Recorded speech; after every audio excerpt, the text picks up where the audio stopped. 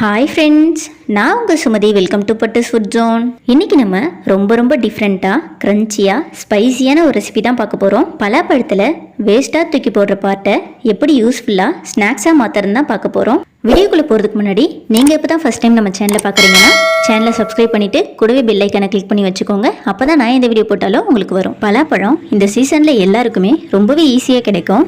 பலாப்பழத்தில் நம்ம உடம்புக்கு தேவையான ஹெல்த் பெனிஃபிட் எக்கச்சக்கமாக இருக்குது.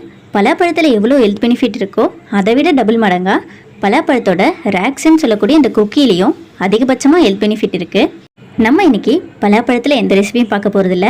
பலாப்பழத்தில் இருக்க இந்த ரேக்ஸ்ன்னு சொல்லக்கூடிய இந்த குக்கி வச்சு தான் ரொம்பவே சூப்பரான ஒரு ரெசிபி பார்க்க போகிறோம். ரொம்பவே யூஸ்ஃபுல்லான இந்த வீடியோவை கொஞ்சம் கூட ஸ்கிப் பண்ணாமல் பாருங்கள். பலாப்பழத்தை சுற்றி சின்ன நார் மாதிரி இருக்குல்ல, இதை வச்சு தான் நம்ம இன்றைக்கி ஸ்நாக்ஸ் பண்ண போகிறோம்.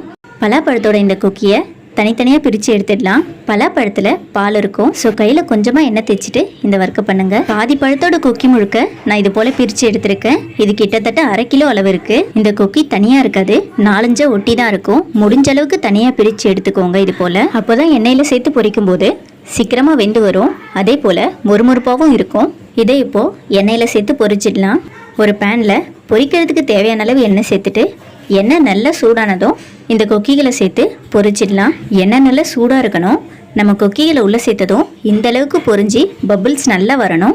எண்ணெய் சூடாகிறதுக்கு முன்னாடியே உள்ளே சேர்த்துட்டிங்கன்னா சட்டுன்னு எண்ணெய் குடிச்சிடும். அந்தளவுக்கு மொறுமொறுப்பாக இருக்காது. மீடியம் ஃப்ளேம்லலாம் வைக்க வேண்டாம், ஹை ஃப்ளேம்லேயே வச்சு பொரிச்சிக்கலாம். 1 நிமிஷத்துலேருந்து 2 நிமிஷத்துலேயே இது சீக்கிரமாக பொரிஞ்சு வந்துடும். இந்த கொக்கிகளை வயிறு வலிக்குன்ற ஒரு சின்ன ரீசனுக்காக யாருமே சாப்பிட மாட்டோம். ஸோ இன்றைக்கி கூகுள் பண்ணி பாருங்கள் இந்த ரேக்ஸில் எவ்வளோ ஹெல்த் பெனிஃபிட் இருக்குன்ட்டு. இதில் இருக்க ஹெல்த் பெனிஃபிட் தெரிஞ்சவங்க கீழே இருக்க கமெண்ட்டில் சொல்லுங்கள். நம்ம சப்ஸ்கிரைபர்ஸ் எல்லாம் தெரிஞ்சுக்கட்டும். பாருங்கள், இந்த கொக்கிகள் எல்லாம் சுருங்கி நல்லா மொறுமொறுப்பாக வந்திருக்கு. பபுள்ஸுமே நல்லா அடங்கிடுச்சு. இந்த ஸ்டேஜில் நம்ம இதை வெளியே எடுத்துடலாம். இதை வெளியே எடுத்து டிஷ்யூ இல்லை நியூஸ் பேப்பரில் போட்டு வைங்க. இதில் இருக்க கொஞ்ச நஞ்ச எண்ணெயும் வெளியே வந்துடும். பாருங்க, கலரே நல்லா மாறி வந்திருக்கு.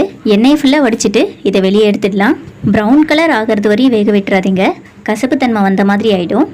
லைட்டாக கோல்டன் கலர் வர ஆரம்பித்ததுமே இதை வெளியே எடுத்துடலாம். பாருங்கள், பார்க்கவே குச்சி சிப்ஸ் மாதிரி சூப்பராக இருக்குது. இதே போல் அடுத்த பேட்ச் சேர்த்து பொரிச்சிடலாம். நம்ம ஃபஸ்ட்டு பேட்ச் பொரிச்சதில் எண்ணெய் கொஞ்சம் லைட்டாக சூடாரி இருக்கும்.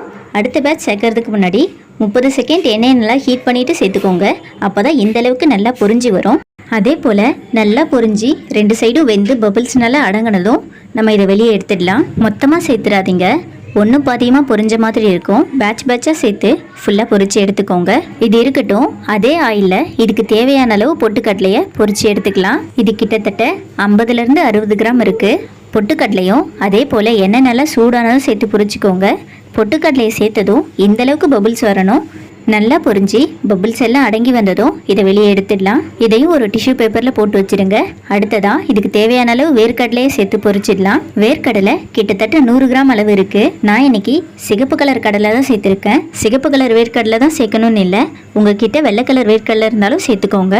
ஆல்ரெடி வறுத்த வேர்க்கடலை வேண்டாம், இது போல் ஃப்ரெஷ்ஷாக வறுத்து சேர்த்துக்கோங்க.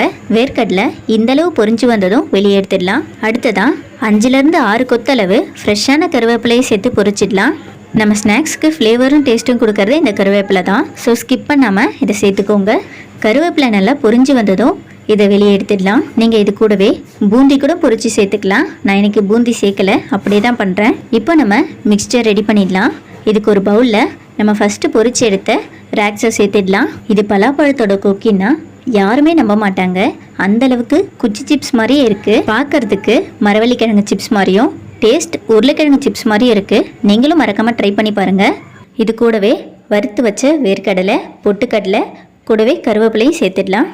இதுக்கு தேவையான அளவு உப்பு சேர்த்துடலாம். நான் இன்றைக்கி 1/2 ஸ்பூன் அளவு உப்பு சேர்க்குறேன். கூடவே காரத்துக்காக காஷ்மீரி சில்லி பவுடர் 1/2 ஸ்பூன் சேர்க்குறேன். காஷ்மீரி சில்லி பவுடர் ஆப்ஷனல் தான், நீங்கள் வேணும்னா சேர்த்துக்கலாம். நார்மல் சில்லி பவுடர் சேர்க்குறீங்கன்னா 1/2 ஸ்பூனுக்கும் கம்மியான அளவு சேர்த்துக்கோங்க. உப்பும் காரமும் எல்லா சிப்ஸ்லேயும் படணும். கை வச்சு இல்லை ஒரு ஸ்பூன் வச்சு ஃபுல்லாக மிக்ஸ் பண்ணி விடுங்க.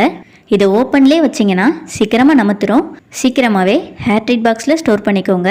இது 1-1.5 வாரம் வரைக்கும் நீங்கள் ஸ்டோர் பண்ணி வச்சு சாப்பிடலாம். இது மிக்சர் போலவும் இருக்குது, சிப்ஸ் போலவும் இருக்குது. ஸோ இந்த ரெசிபிக்கு என்ன நேம் சூட் ஆகும்னு நீங்களே கமெண்ட்டில் சொல்லுங்கள். வீடியோ பிடிச்சிருந்தா லைக் பண்ணிவிட்டு இதே போல் டிஃப்ரெண்ட்டான வீடியோஸ்லாம் வேணும்னா நம்ம சேனலை மறக்காமல் சப்ஸ்கிரைப் பண்ணி வச்சுக்கோங்க. எந்த அளவுக்கு கிறிஸ்பியாக சூப்பராக இருக்குன்னு பாருங்கள். கண்டிப்பாக சீசன் முடியறதுக்குள்ளே நீங்களும் ஒரு டைமாவது செஞ்சு பாருங்கள். உங்களுக்கு பிடிச்ச உங்கள் ஃப்ரெண்ட்ஸ் அண்ட் ஃபேமிலிக்கு மறக்காமல் இந்த வீடியோ ஷேர் பண்ணி விடுங்க. பாய்.